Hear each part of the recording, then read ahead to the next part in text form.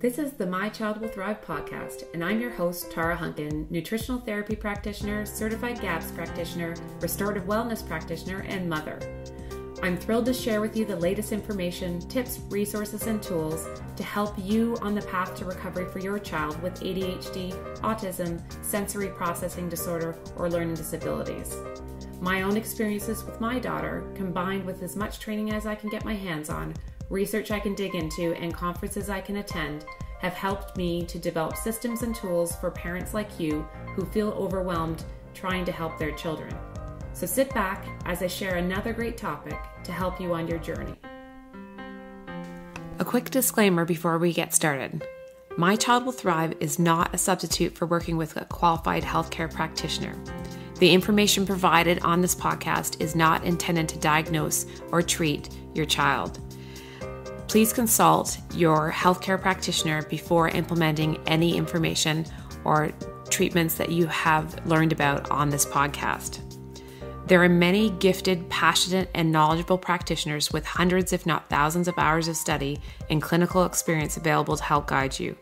Part of our goal is to give you the knowledge and tools you need to effectively advocate for your child so that you don't blindly implement each new treatment that comes along. No one knows your child better than you. No one knows your child's history like you do or can better judge what is normal or abnormal for your child. The greatest success in recovery comes from the parent being informed and asking the right questions and making the best decisions for their child in coordination with a team of qualified practitioners in different areas of specialty. Now on with the show. Hi, everyone, and welcome back to the My Child Will Thrive podcast. I am excited to introduce to you today Katie Kimball. Katie is the national voice of healthy kids cooking. She's a blogger, a former teacher, a mom of 4 kids who has founded the Kids Cook Real Food eCourse, which is amazing, and her blog, Kitchen Stewardship, which helps families stay healthy without going crazy, which is we like. And she's on a mission to connect families around healthy food and teach every child in America and beyond to cook. So that's the great thing about the internet. You can even reach beyond that now. So Katie, welcome to the podcast. As I said, I'm really excited to have you here today because one of the biggest challenges we face as parents is getting our kids to enjoy eating healthy. Mm-hmm. So it's not just to get them to eat, but we want them to choose it for themselves as well. So yes. Can you tell me a little bit about how you started out? Why did you create Kitchen Stewardship in the first place, your blog? Yeah, I mean, I was raised by a mom who cooked probably a little more from scratch than like the rest of the kids in my generation. And so I would have said like my mom's an amazing cook and she makes homemade bread and stuff like at Christmas. But there was still a ton of processed food, and like I had never cut a pepper or fresh garlic or anything like that in my life until I got pregnant for the first time. And, you just like realize that this little tiny life is depending on you for every single bite. And so that was like the very beginning of me sort of making a lot of little baby steps. And by the time baby number 2 was born, I had spent a lot of time in the kitchen, a lot of time at the cutting board, like thinking and processing. And I'm a former teacher. So it's just like, it comes really naturally to me to think about teaching other people everything I'm doing. And other moms around me were saying like, man, it's so hard. Like if I try to eat organic, it's too expensive.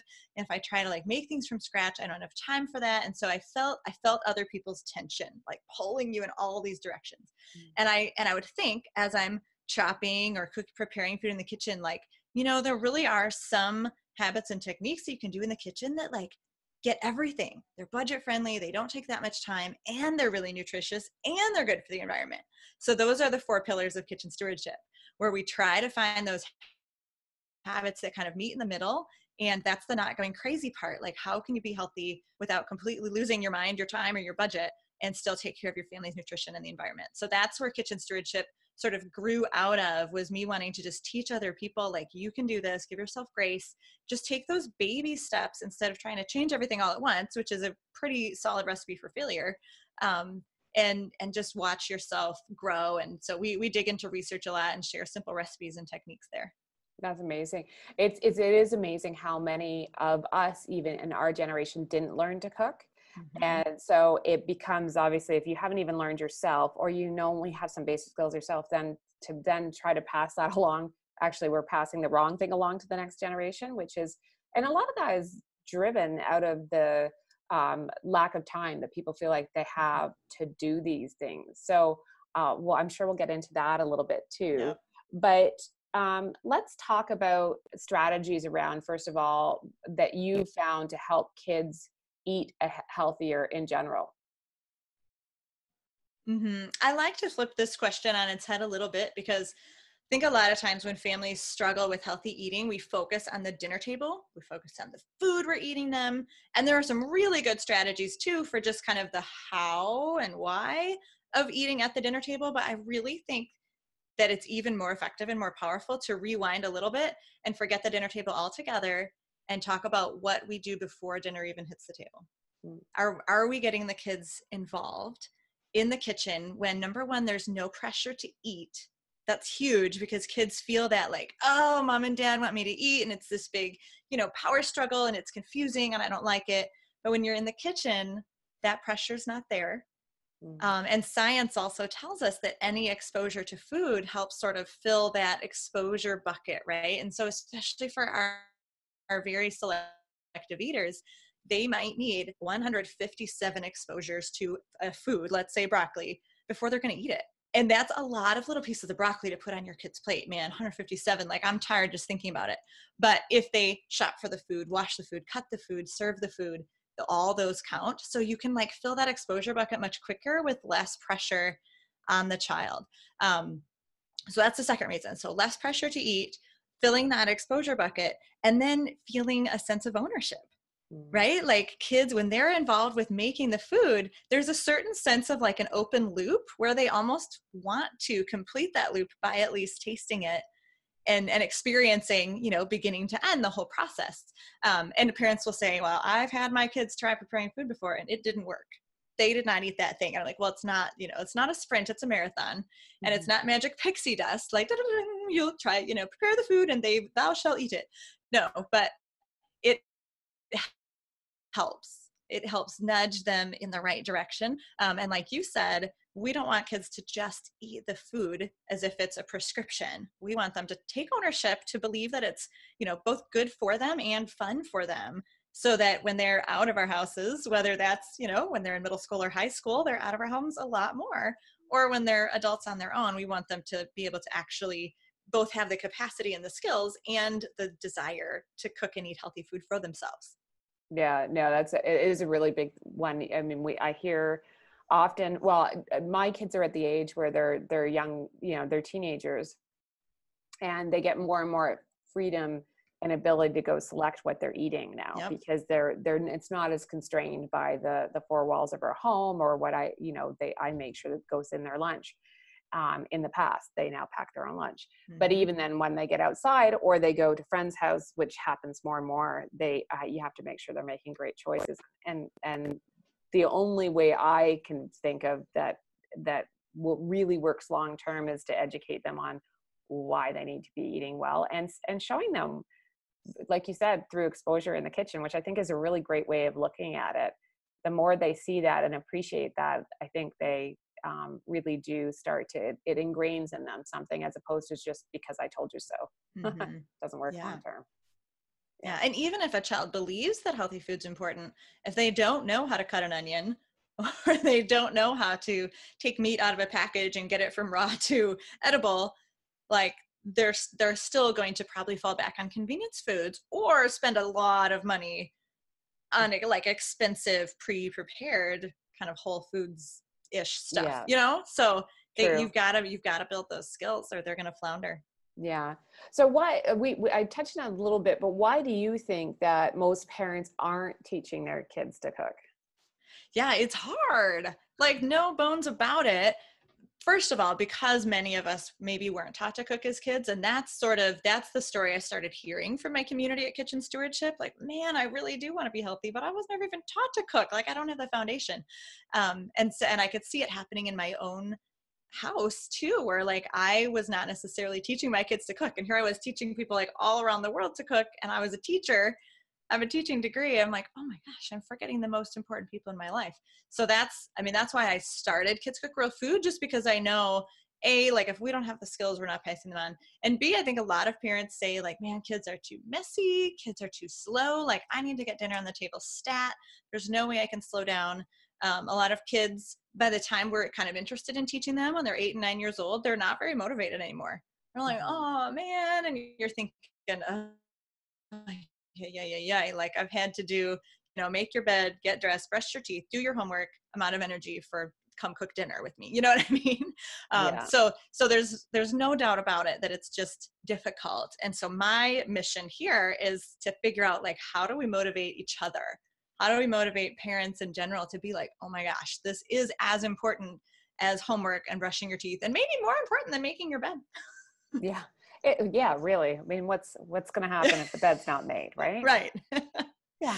What's going to happen? Well, and I think what's really interesting about that too, when you talk about even making the bed, is that if they're not preparing or cooking a proper breakfast for themselves or work with you in the morning, that we do tend to lean on convenience foods then, because that's usually the busiest time in terms of getting people out in the morning. So it is about choosing what we're spending our time with in the mornings in particular, and not worrying about the bed so much, and maybe worrying a little bit more about what's going on in the kitchen.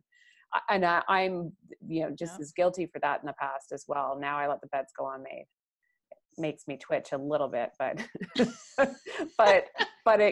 the world still revolves, so we can do that. So what do you find are strategies that you think are the best for helping your kids take charge of their own health, and really the whole family? Yeah. So just to like let people understand, my kids are 5, 8, 11, and 14 right now. Mm-hmm. So I will know for sure in like 6 or 7 years if this actually works, because I only, I don't have any children out of the house, but so far so good. My 14 and 11-year-old are fairly nutritious eaters when they're out of the house, and they get on the soapbox with me too. I think it's, to put it very simply, it's a gradual release of power. Mm-hmm. Right? So when you have toddlers, babies, you're in charge of every stinking morsel that goes in their mouth until they pick up, the pebble from the ground. And we still try to be in charge, right? So, but the older the children get, the more opportunity, like you said, the more opportunity they'll have to eat other things. And therefore, the more control they need. So we have to figure out how to like slowly, gradually build choice and agency into their day, as well as education. So I'm a big proponent of being science geeks and talking about food at the table, talking about why we eat certain things or why maybe we don't eat certain things. I think it's really, really important to build mindfulness in our kids. And that's about eating. And that's something that I've like never, ever, ever was taught as a kid to think about, like, if you eat X, how do you feel? If you eat Y, how do you feel? And some things maybe give you energy, something feel sluggish, some things make you lose emotional control. And, there are foods that shouldn't be in your diet if that happens. And so I think it's really important for that not to be like coming down from above, thou shalt not eat this, but let's talk about this. Like, here's why, mom and dad have noticed that this food, maybe it's gluten or dairy, those are our big culprits, right? This food doesn't make you feel good. And probably at a certain point outside of celiac, I would almost encourage parents to allow their child to eat the food that doesn't make them feel good, and then say, just listen to your body.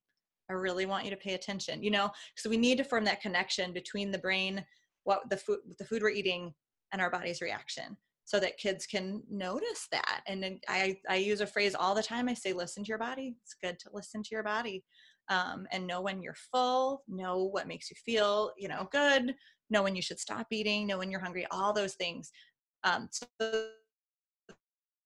that's really important, is just helping the children at any age to connect the food with their bodies, and then building in choice. So for example, in our house with desserts, we allow one dessert a day. And we just switched this up about a year ago, that we allow the kids to eat the dessert at any time they want. It doesn't have to be after you eat a good meal. Because I did a great interview with a feeding expert who said, if we always have dessert as the prize at the end of the race, you must eat your vegetables and then you get dessert. We're teaching them that treats are only for celebrating, and that broccoli is a thing to get through. I'm like, oh, okay. That's a good point. It is a good point. It's really hard. It's still hard in my mind. Like my 5-year-old, the others, have had like already ingrained their habits of like dessert goes after a meal. The 5-year-old was like, sweet. When we changed this, he was 4. He's like, he had dessert for breakfast for like 2 months. It was super bizarre. But then he would regret it sometimes if we would have ice cream as a family, or if we would have, something fun as a family later in the day, and then he couldn't participate.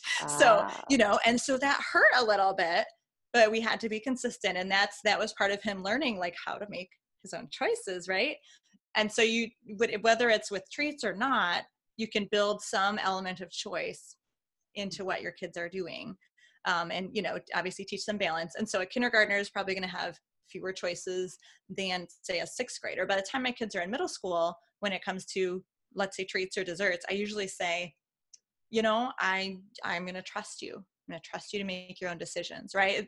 Because again, I have a high school freshman, and when he was in like serious middle school, 7th and 8th grade, I knew that he could be sneaking candy from his friends, or like he could be eating whatever he wanted all day long, and I would never know.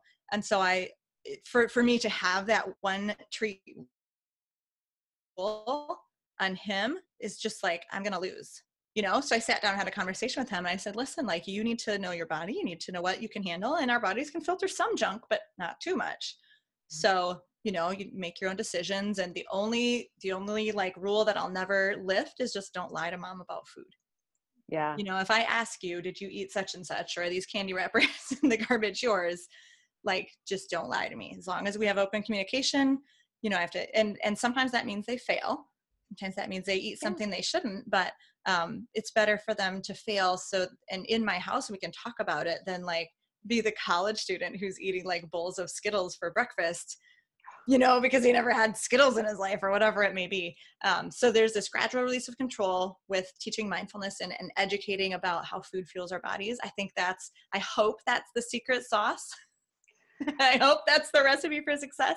Like I said, I won't know exactly, but most of the time my older 2 kids make pretty good choices. The girl more than the boy, but yeah. Well, I mean, and like you said, and we've talked about this already too, is that at some point they are going to have to make their own choices. So we do have to just educate them as best we can. I do love the rule that you have around just saying, like it's like a lot of things that we want our kids to be able to talk to us about, that there's no consequences other than the consequences, obviously, to your health. If you've at a certain age, if you've gone outside the boundaries of what we've agreed upon, so that you keep that open communication, because it is really important. I find, especially in my household too, because I have one child that's much more compliant than the other one, now that she has latitude. And if you don't know when something's going wrong, and we're asking them to listen to their bodies, and what they're wondering why they're having challenges of a certain one kind or another, if we can't have an open conversation about, well, could it be the food that you've been exposed to in the recent past?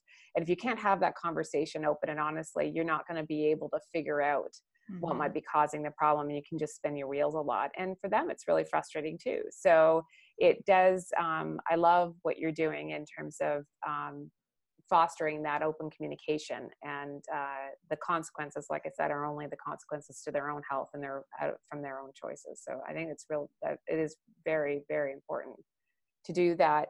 One thing you often say is that cooking is so much more than just kitchen work. So how do you think that learning to cook can impact kids in other ways? Yeah, it's so easy to look at the kitchen like it's just connected to food. Right? Okay, fine, Katie, I will teach my kids to cook so that they eat healthier and can sustain themselves as adults. Fine, whatever. But I feel like that would be like saying reading only belongs in reading class. Like, oh, you'll never use reading outside of reading class. Well, wait a minute. No, like actually reading applies to like literally everything that you do and could ever learn. And I feel like a lot of the personality traits and qualities that we want to raise up in our kids can really happen in the kitchen.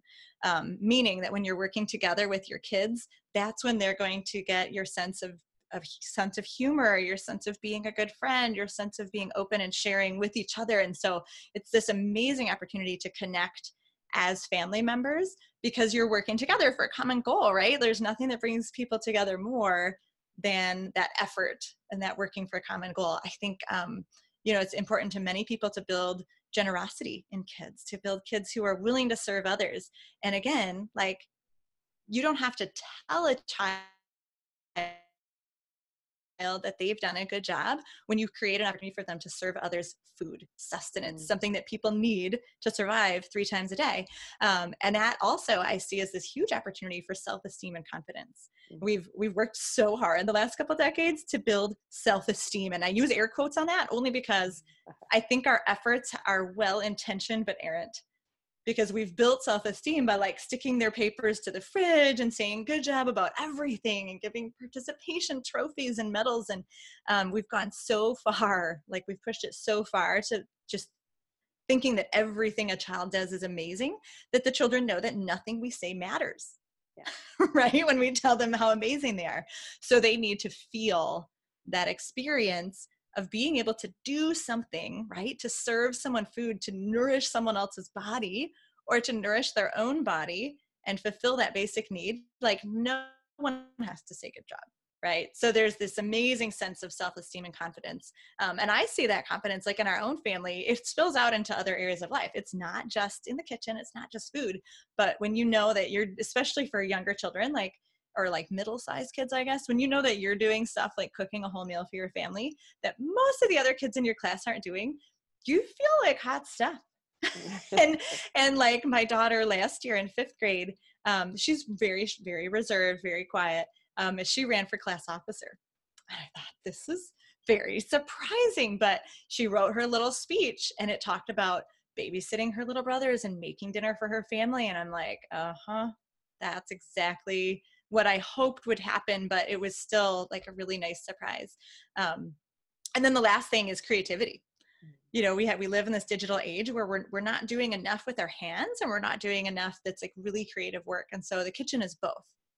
You're literally working with your hands. We don't do a lot of woodworking and sewing as much anymore. So it's important for kids to be able to create things with their hands, but also infuse the actual like creativity, like, oh, here's what the recipe says. What if I tweak this ingredient? Now they're taking, again, some ownership and infusing that creativity. So I just see the kitchen as sort of the epicenter that can overflow good qualities like connection, confidence, and creativity onto all areas of life. It's not just about food. Yeah. Well, and it is amazing all the different things that you can cover off just in one experience. And as you're talking, I'm thinking about the things that a lot of the parents that are listening to this will find too with their kids, is that it's almost, I always like to find things we can do with our kids that are therapy. And I say that in air quotes as well, but aren't therapy. So it's very therapeutic in terms of working on their fine motor skills when we're doing lots of chopping. And I know that it will alarm parents, but Katie does a fabulous job of teaching kids knife skills, which, most adults don't have. I watch other adults chop things and I'm just like waiting to call the ambulance. So I find that frightening, but so learning to do that, but also the textures and learning, that sensory input for kids is incredibly important. The smells, the tastes, and then also, obviously the creativity of seeing how, in baking, it's like chemistry and the science of that, as well as in cooking, the artistry, really, because you can create all different types of things. So, it is amazing how sometimes we turn what would be a chore to a lot of people, you can just turn it into a whole different type of experience for the kids. And it's fun. And that's kind of my best tip for parents is if you're feeling that stress and like that time pressure we talked about, kids are always asking to help right before dinner. And you're like, dude, I literally have 17 15 minutes. And if I do not get this dinner on the table, somebody's missing an event, right? Soccer or whatever. And so I say make it an event, make cooking the event, do it after school when the kids have had their snack, do it Saturday morning, Sunday afternoon, like sometime where you have like the balloon of time available to you, and then it won't be stressful. Then it can be fun and you can explore. And the bonus for parents is that once you've invested a little bit of time making cooking a family experience and an event, the kids are building their skills. And then when they ask to help, you're like, oh, you actually have the skills to help. Come on in. And they speed up dinner preparation. So don't teach new skills before dinner. Teach new skills outside. And then those skills become not so new and they can be helpful. That actually, you answered a question that was going on in my mind, which is that one of the reasons we often kids are always asking to help in the kitchen. And that's exactly the reason we always push them away. We're like, nope, we got to get this done fast. So, and they are messy when they learn to cook in the beginning. Do you have any quick tips around the mess and the management of the mess when you first have the kids enter the kitchen? I wish. My kids are still really messy cooking, but I am too. Like if I'm cooking up a storm, I leave the kitchen and I'm like, oh, good Lord, I hope there's a fairy somewhere to do my dishes, you know? So it definitely, I feel like it's like your own, if you're a parent who cleans up well as you go, you can easily impart those skills to your children. If you're not, then it's all about just psychologically getting over yourself and getting out of your way, right? Like we just have to convince ourselves like, this is worth it. The mess is temporary. I can deal with it. I can teach them to clean up, you know, and press forward in spite of messiness. Yeah, exactly. Baby steps. Yeah, for sure. So in terms of, do you have some tips to supercharge dinner time and making use of those, you know, you talk about those time pressures around dinner. It seems to be the biggest one, breakfast, I'd say, and dinner. But what's some of the tips you have to help us make use of that time properly? Yeah, you know, and I'm going to just pull this back away from food again, because I think if you can make time for family dinners, they are so powerful. And so you might as well supercharge every moment. And so just a couple like really quick tips that don't take any time. One is to do some deep breaths before dinner with your kids. And I'm so glad I do interviews because I always get out of that habit. So I'm like, okay, tonight we got to do this again. And as you know, that's very important for digestion. Mm-hmm. And it only takes like 30 seconds. So why not like teach our kids that really good habit of breathing in, like a 4-6 breath is great, in for 4 counts and out for 6. And then giving some form of gratitude, right? Like prayerful families can make sure that their prayer is part of it. But otherwise, like brain science says that if you're actually feeling gratitude in your body, you're getting yourself into more of a parasympathetic state, which is great for digestion. And I like to have little prompts at dinner time too. So we've been doing one the past year we call the 3 L's. So conversation wise, you say, when did you laugh today? What did you learn? And how did you love someone else? Ooh, I like that. Yeah. And it's a little different than just like, how was school? What did you do today? You know, it's really, and you know, laughter is so good for a family to share together. So half the time if someone says, you know, when did you laugh? You say, well, what did you laugh about? Then they say it and everyone's laughing. And so it's just a way to like bring the family together and have kind of that platform. Plus I think when, I've heard some of my kids say like, ooh, that'll be my learn for dinner. So they're thinking about their own learning, metaphysical, which is really good. And then they're thinking about their own service too. Like, oh, I might be asked, like, how did I love someone today? I better open a door for somebody. And eventually, you know, that's the habits I want to build in my kids, that they're generous and giving to others. That's amazing. I love all those things. And you're right, because as we just ask those questions, how was school? It's usually, or what did you do at school? For most kids and most parents get the response, nothing, which is really isn't confidence instilling. And I'll tease them. If they say nothing to what did you learn, I'll be like, my goodness, I need to call your principal. Your teacher should be fired. You know, they had you for 6 hours. And I mean, I make sure that I'm smiling, obviously, but like, you learned nothing the whole day. So, and we make adults answer that too, because learning's not all academics, right? Like if you didn't learn anything academically, you better think of some life lesson. Yeah.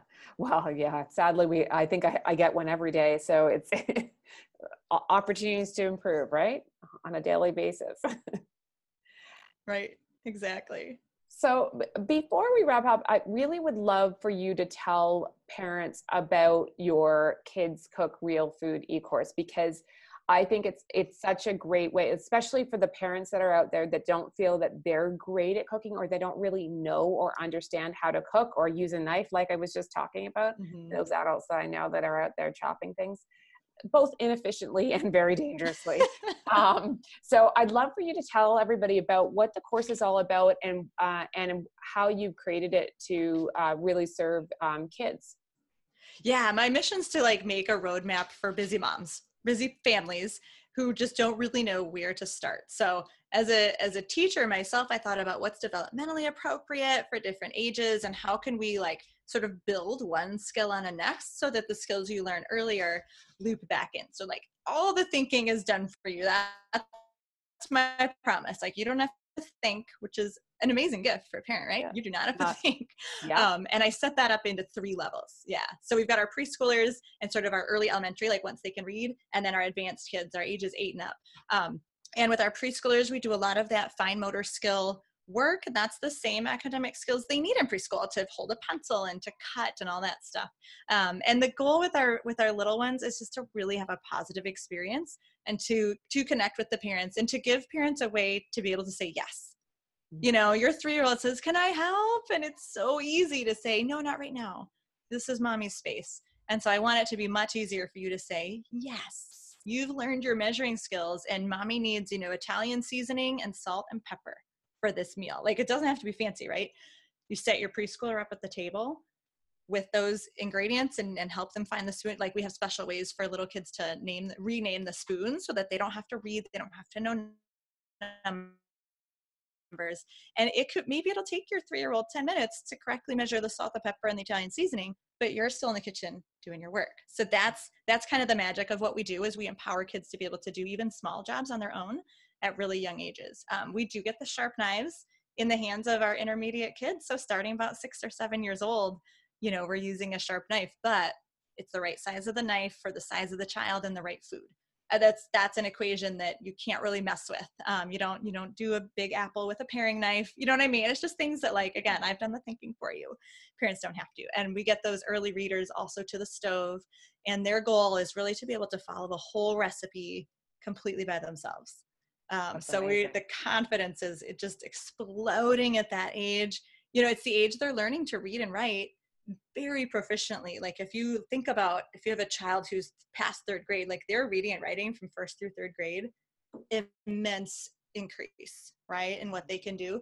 Same can happen in the kitchen. We can raise that bar and expect a lot out of them. And then once they understand the stove, following recipe well, and the sharp knives, we up the ante to the chef's knife, and balancing multiple dishes in a recipe, and really being able to make the whole meal by the time kids graduate. That's the goal, is that kids who graduate our course can make any recipe they come across with confidence. And 8 of the 32 videos are knife skills, because that's so important. If you're eating whole foods, you have to be able to cut them up, or pay someone else to cut them for you. It's an expense, it's a trade-off.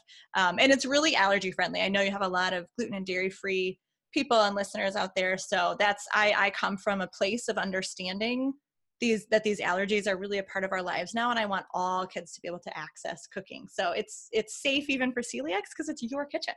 Yeah. Right? It's your food. And so we use a couple, like dairy and gluten, a couple times, but there's always adaptations and substitutions. So my goal is to teach the skill. So if the skill is rolling dough, well, we might demonstrate with whole wheat dough, but then we have a number of recipes that are gluten-free or grain-free. You still get the same skill, your family's favorite recipe, right? So it's very flexible and adaptable like that. Yeah. Well, and that's what's brilliant about it, is because we do have so many of these kids, our kids have a number of different allergies or intolerances that or sensitivities we're trying to avoid, which means that they can't always get their favorite foods in a store setting, even if you could get them in a whole food type setting. So learning to cook empowers them to continue to eat the way that they need to eat to be healthy, beyond their mother's kitchen. So, or their father, depending on who's doing the cooking. Cause I know families where it's mostly the dad. So Yes. I don't want to jump the gun on that one, but, it is incredible skill to give them. Actually, it's a real gift to give to them, to be able to do this. And like you said, how proud they are when they do it, is pretty amazing. I know my younger daughter rolled out of bed extra early this morning because she really wanted to have pancakes on a weekday, which would not normally happen, but she rolled out of bed to make her grain-free, gluten-free pancakes, dairy-free, the whole free. Yes. But she got invisible, as my mother-in-law would say. Yeah, exactly. There's nothing left. There's nothing left. But she really desperately wanted pancakes this morning, so that's what she did. So they, made them for her sister, and cleaned up, and off they went to school. So it once they do know how to cook, they really do start to take more charge. I probably should let them in the kitchen more often, but I have that mess issue that I still have to work on my own. That's a me thing. They don't mind the mess at all. No, they don't. It's tough. But I mean, I love that story. So she was empowered to take care of herself. She was generous in serving her sister. That's so beautiful. And sticking with the allergies. Yeah. My daughter's been dairy free for about a year, and it's been really tough. And I'm not sure if we would have survived it if she didn't have the capacity and the ability to come home sometimes and say, I'm so tired of apples and peanut butter. I'm so tired of these same old snacks, and to find a recipe on Pinterest and make it. Yeah. For herself, dairy free. And it's been great that she can do that. Yeah, no, it makes a huge difference. And like you said, it's amazing now. There's so many recipes out there. Mm-hmm. So the food, or the ability to eat these foods, is out there for free on the internet. There are also some fabulous cookbooks, which I'm a collector of. But because it's just so much fun to pull them off the shelves and flip through them, and actually, and it's funny, I should have brought one of the ones that my daughter, she tags all the recipes she wants to make in it. So it's it is great to have that, and so all that's there and ready for the taking, if they can just learn some of these skills to get it done in the kitchen themselves when they feel like it. So when we don't have time to do it for them, they can do it for themselves. So I think that is amazing. That's why I was so happy to have you here with us today to talk to people, because I know what a great job you do this, and to take the thinking out of it for parents is enormous. Because the last thing any of us need in our lives is something else to figure out that's not it's not our thing. And it makes it so great that you have this system, and for kids to successfully go through and, as you say, graduate the course and become proficient in the kitchen. By what age? What age do you think that they can graduate from that program typically? So my kids about between 8 and 10 have done the chef's knife skills. Yeah. And I get to see kids' pictures. I get to see member families sharing pictures in our Facebook group. And I've seen kids as young as even 7 and 8 tackling a whole meal. I love the Instant Pot and the slow cooker, because there's a little less of fear of fire. Yeah. And plus we actually have a whole mini course called the Thematic Skill Lab about how to use the Instant Pot and slow cooker, even if you don't have your knife skills, because you can use dried onion and dried garlic and still generally compile all those recipes and make the entire dinner at age 6 or 7. It's incredible. That is amazing, because the Instant Pot is a staple in our kitchen. I have a great chef's stove and oven and everything else, but the thing that gets used the most right now is the Instant Pot. It's like a piece of heaven, that thing. Yeah. I did a cool interview with a 7-year-old from Canada who was so proud of himself. He made his dad Instant Pot lasagna for his birthday. Wow. Completely by himself. I'm he was just so cute. That's adorable.